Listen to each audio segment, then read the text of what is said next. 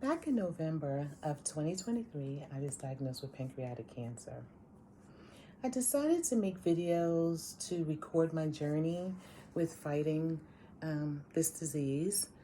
And I also decided to make these videos because I had put a few videos up on social media, and I've had a number of people reach out to me, men and women, regarding their journeys and talking about their situations, and was very encouraged by the little videos or the short videos that I had posted on social media.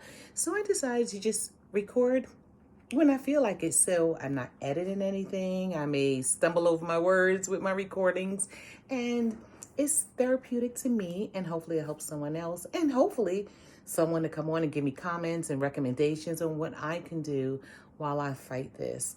I will share those clips I put up, which is the journey of me getting my hair cut, shaved bald, which I'll do a separate video for that.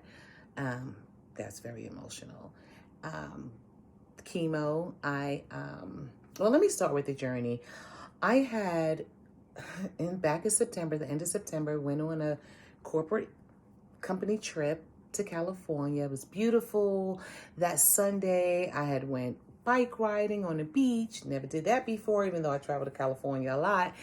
And me and my coworker stopped, and we had a nice brunch, and it was just a beautiful day. Then we flew back to Atlanta. Now, that day before and that day, my stomach was bothering me, but it was nothing much. I figured it's the California food. When you travel and you eat food in a different state or country, sometimes your stomach acts up. So that's what I assumed.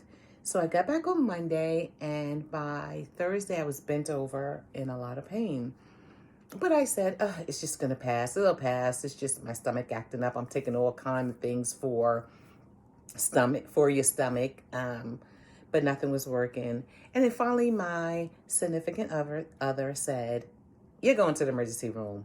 And I'm like, no, that's for emergencies. This is not an emergency. And he just convinced me to go. So I go to the emergency room. I could barely walk, and I said, hey, I have a pain on my right side, my lower right side. And the doctor said, well, let me take a scan, a CAT scan. I couldn't remember if it was a CAT scan or MRI. I believe it was a CAT scan.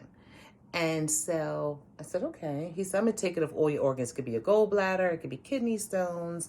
Let me just take it, of your upper chest, everything. So he came back in a while after, and he said, well, the pain you're feeling is you do have a fibroid tumor, but we found a mass on your pancreas. And I said, what? What? Like, I didn't expect that, right? So he said, I need you to go to an oncologist, and I'll, in your discharge papers, there'll be oncologists listed that you can contact. Okay, now oncologist. Okay, so I didn't know how to respond to that. I didn't know how to react to that. The very next day, my pain was gone on my side. I don't know if it's divine intervention, like, hey, let me give her pain so she can catch this tumor on her pancreas, or it just stopped hurting because my mind focused more on my pancreas than that area. I don't know what it is, but I have not had pain since that day from my fibroid tumor.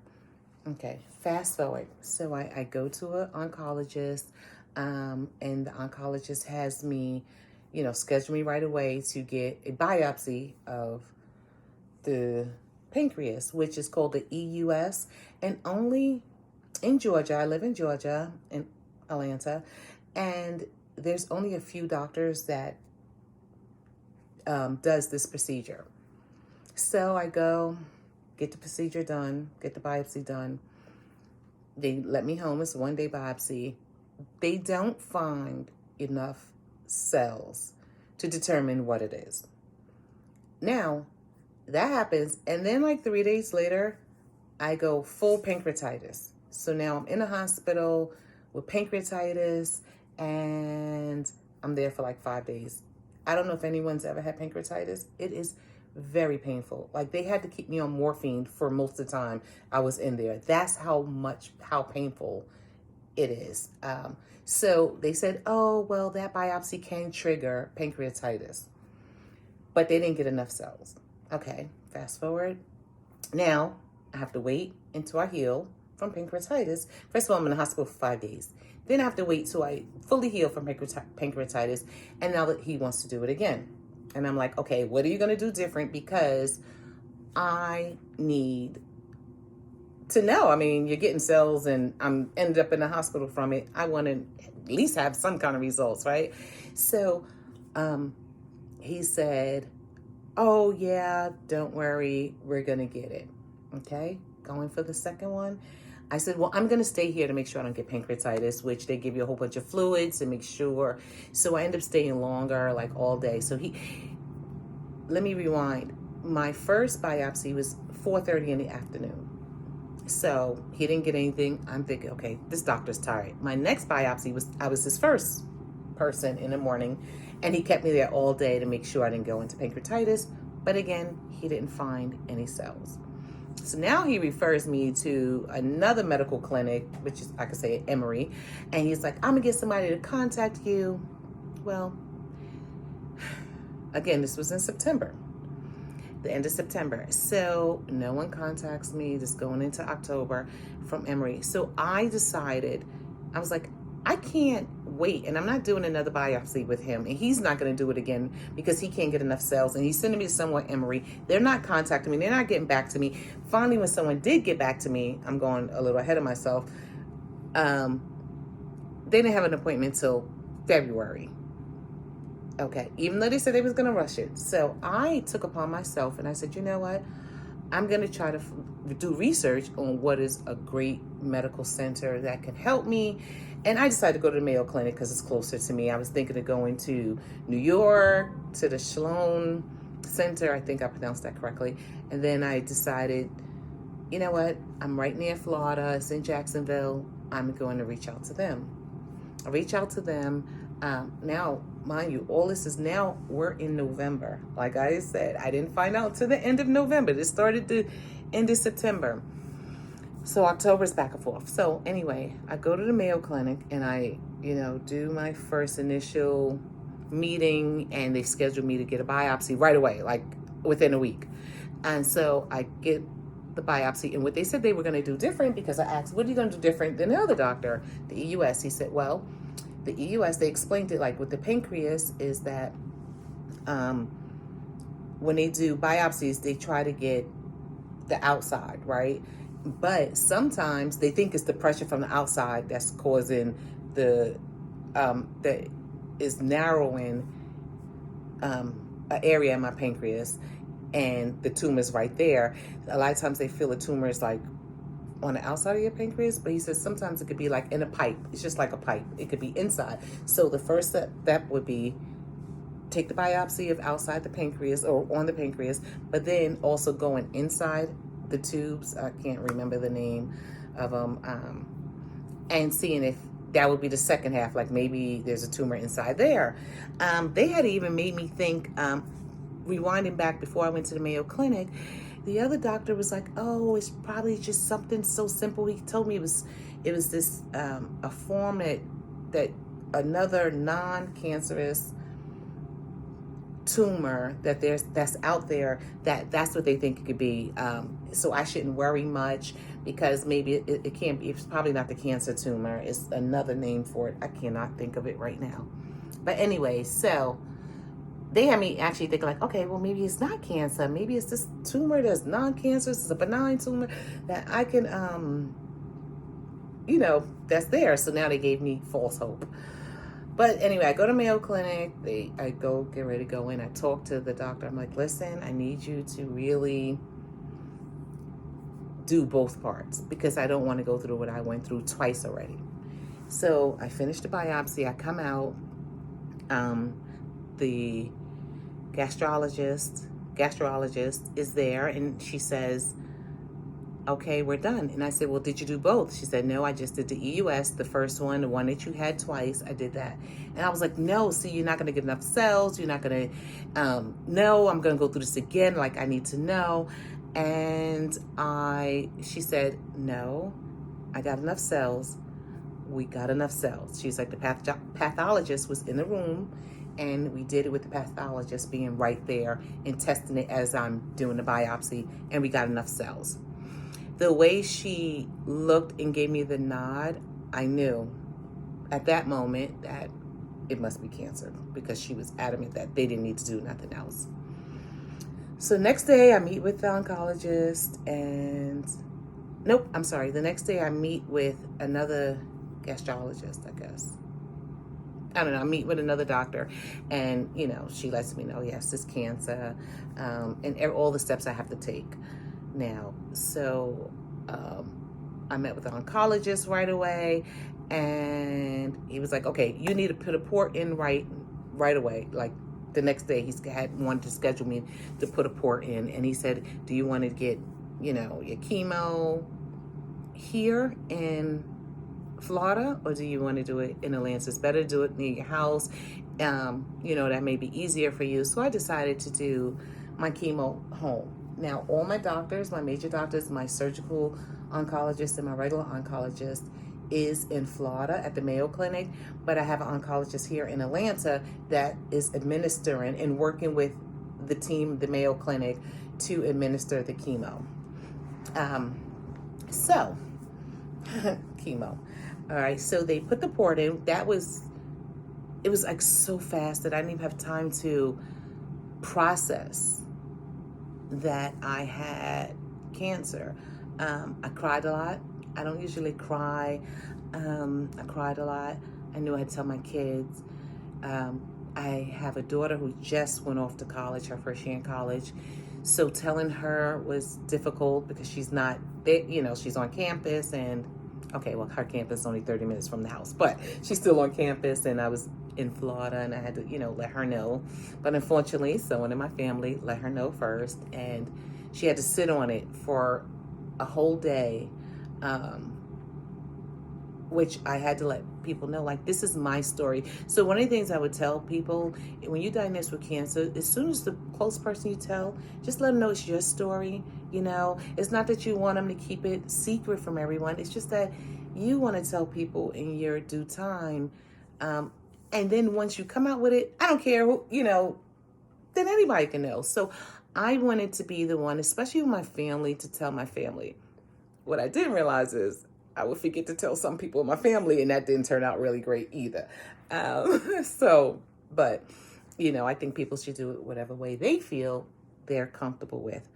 Another thing that someone told me that I always share is that when people want updates, right? And people are going to call you, and you're going to get so many calls and text messages, and you're still processing it, and it's all new, and they're throwing you into chemo, and you already got your family to deal with, and you got to think about work, and you got so many things, like your mind is going in so many places that it's good to assign certain people to tell certain groups. Like I said, okay, Mom, can you please update the family? Like, I want to leave you in charge of updating people in the family what's going on. Not to say I don't want to be reachable by family members, but there's times that you may call and I may be sick, or I'm tired, or I'm, depressed, or, well, I really haven't been depressed, or I'm just crying. I'm in my emotions. That's more like it. I'm in my emotions and my feelings, and I'm processing. So,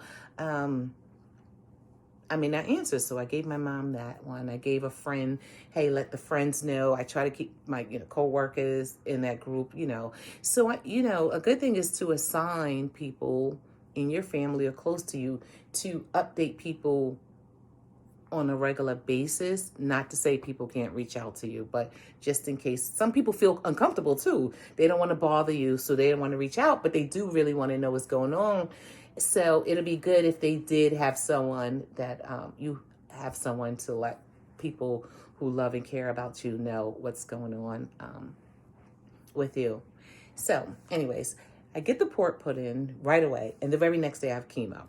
Now, I have a real high tolerance for pain, so everyone asked me like, oh my God, you got the port in that night and then the next morning you had chemo. Like, wasn't it painful? You know, you just had surgery. And I was like, no. Yeah, it was a little painful, but whatever.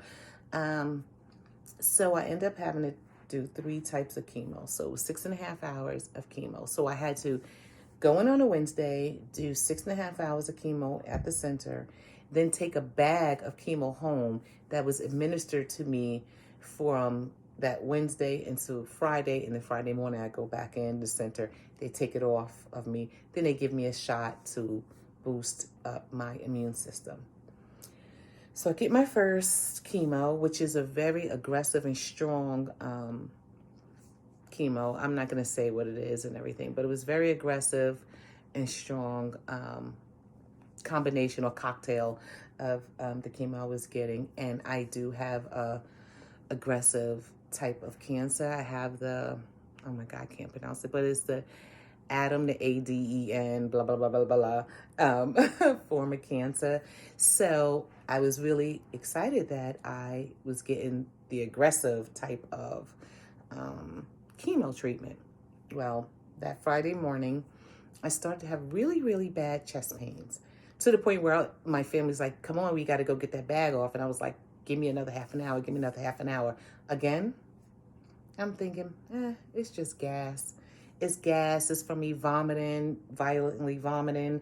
It's something like that. Or it's just gas, you know, because they say that I may have constipation or you may get diarrhea from, you know, having chemo. Had them all. Had it all with the first treatment. And so I had chest pain. So I was like, finally, I was able to get myself up to throw something on, go to the chemo center, and they're like, I can't believe you came in here with chest pains. And they took some test. I don't know what. I can't even remember what she took.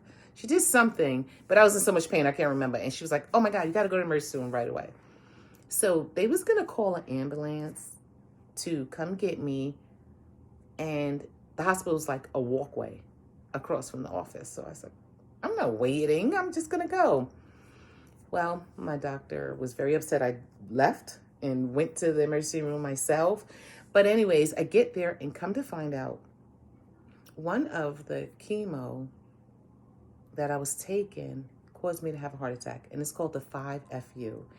And if you look it up, having a heart attack is a very rare side effect, to the point where both my oncologists had told me that in over 20 years of them doing chemo and giving patients this chemo treatment, that they've never had a patient have a heart attack. Well, one of my oncologists said he had one patient when he first started out have a heart attack. I'm his second. But the oncologist who administered the chemo to me said I'm his first patient. He's never had a patient to ever have a heart attack from it, even though it is a side effect. Well, me, I have a heart attack. Now I'm in the hospital for 5 days.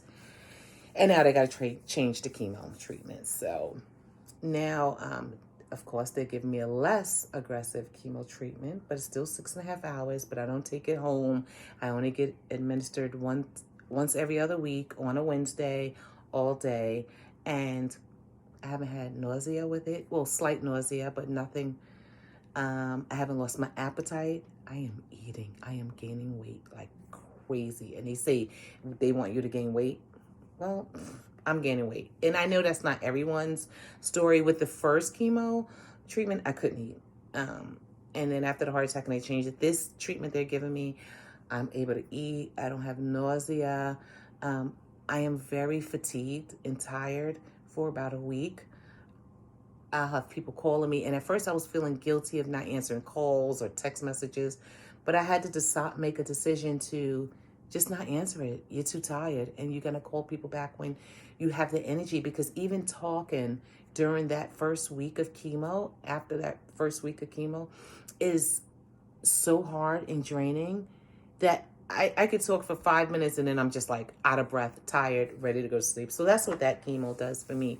But then the second week, I'm able to function more. It does give you, they say chemo brain. That's what the terminology I've heard. I'm in a fog a lot. So, oh my goodness, I got to go back a little bit more. So when I had the heart attack, I was still working. I love my job. Anybody who knows me knows I love what I do. I just do. I've been at the same company for now 18 years. I like what I do. I like the people I work with. Um, you know, I do. So I had the heart attack. I had to make a decision of, you know what? I got to take care of my health. I can't stress over work, and I'm in the legal field. I need to really just let go of work and go on disability, which is hard because, you know, a lot of times some companies, the disability don't pay your full salary. I don't get paid a full salary that I'm used to getting paid. I don't, it's so much medical, Social Security. I'm going to have a video separate about Social Security and,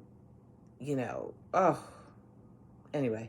So going on to my journey, that's a whole nother video. And I'm quite sure many people who have been battling cancer, have to fight with places like Social Security disability just to get it, and or fight with your short-term disability company or the company that handles your short-term disability, and it was to a point where I was telling them, like, listen, I can't fight for my life and fight you guys just to get some kind of compensation, because I'm going to end up living under a bridge or something because I'm not getting any income. I decided to go on disability thinking like, okay, it'll take 2 weeks.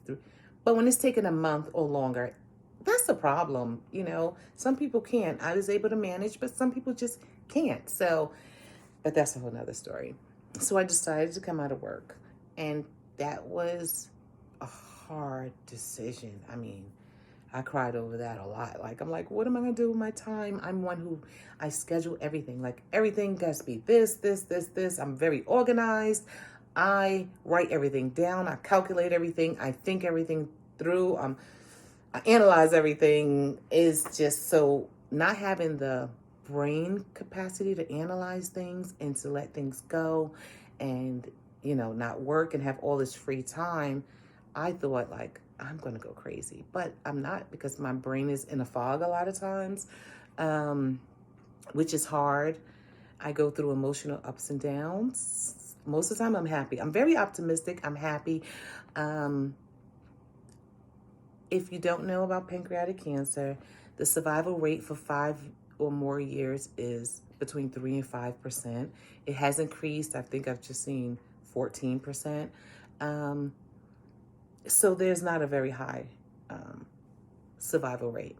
Well, when I was diagnosed, and after taking all the tests and everything they bring you through, they make you take, you test your genes. I mean, you go through a lot of tests, and then they stage you. And so I was staged with stage 1B with pancreatic cancer. Mine is operable. It is near an artery. It's encased a few blood vessels, but it's still operable. The reason why they didn't just jump in and operate as they used to do is because they said that in case, some of the cells has metastasized, even though it's not being picked up on the scans, they'd rather give chemo while I'm healthy up front and then do the surgery and then chemo after. So I started chemo. I've had chemo in December. I've had chemo in January. I'm going to have chemo in February. And then February 28th, of 2024, I go and I get they do the scans to see if the tumor shrunk.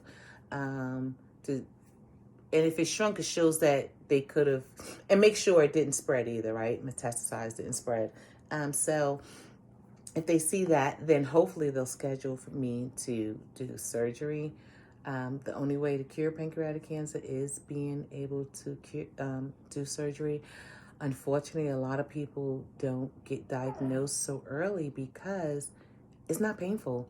It doesn't get painful or annoying or something going on until you're usually at your stage when the tumor's big and you're like stage 3, or when it's inoperable, and then they try to give you chemo to shrink it, and sometimes it grows around a major artery where they can't do surgery in case it's a major artery, and surgery is just not an option, even if it's shrinking and it's still on that artery. And I mean, it is I just think that one of the things is, for the breasts, women get mammograms every year at a certain age. I think colon, you get your colon checked, you get a colonoscopy, endoscopy. They have all these things, all these annual tests for a lot of ovarian, a lot of cancers, and and sometimes they can catch it early. With the pancreas, there's no annual test or every 3 years. To test it, even the prostate, if it's caught early, the survival rate is high, but they don't have an annual test or every 3 year test, which may need to start being part of. You get a certain age, let's get a scan and look. So unfortunately, it's caught later on, and it's doesn't have a great prognosis when it is caught later. I'm happy that mine's is caught early. I still have a positive outlook. Even if it was caught late, I'm just a positive person, and I think the mindset matters. Having positive people around you matters. Just loving life and thinking of it, it's like, okay, this is my journey. What am I going to do? Am I going to sit here and cry about it all the time? It's okay to cry, because I definitely do that a lot. Or am I going to just be like, okay, well, I'm up for the challenge. You just got to think of what you want. And most of us want to live. We want to live. We want to live until we're old, and then our gray hair, which, I was already in the gray hair time frame of my life. But it's just owning your journey and getting through it and talking to people and joining groups. I just have such a loving and big support group. And having a big support group has its advantages. I mean, people are pouring out love like all the time.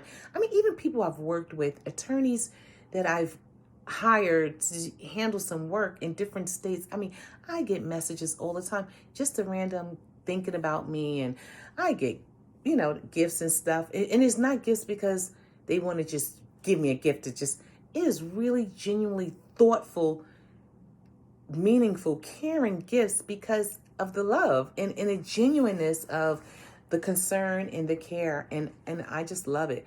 But also having a big support group can be difficult. So if you have a smaller support group, don't be like, well, I only have like a few family members. It's okay. Or a few friends. That is okay. Because having a big support group has disadvantages, because now you got to talk to everyone. So people are calling.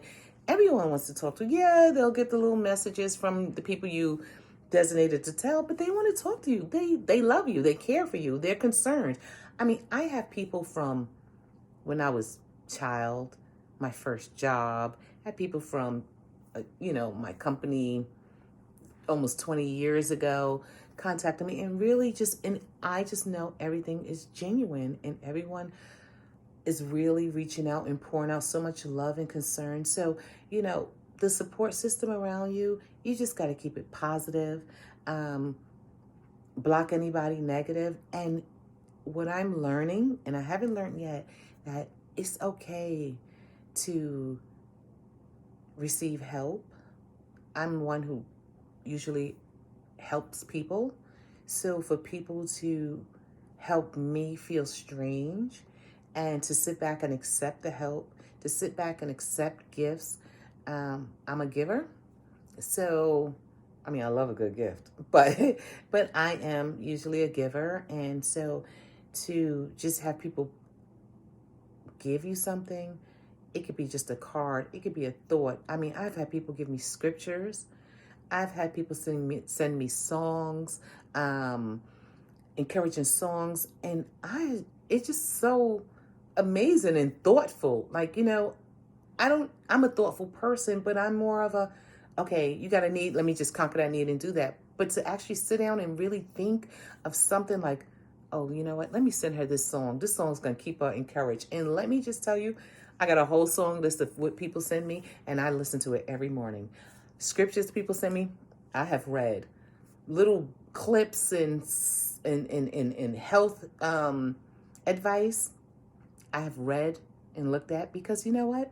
I know everyone's being genuine. And why wouldn't I take the time to look into anything that someone sends me? Because I need the information. Like, I don't know much.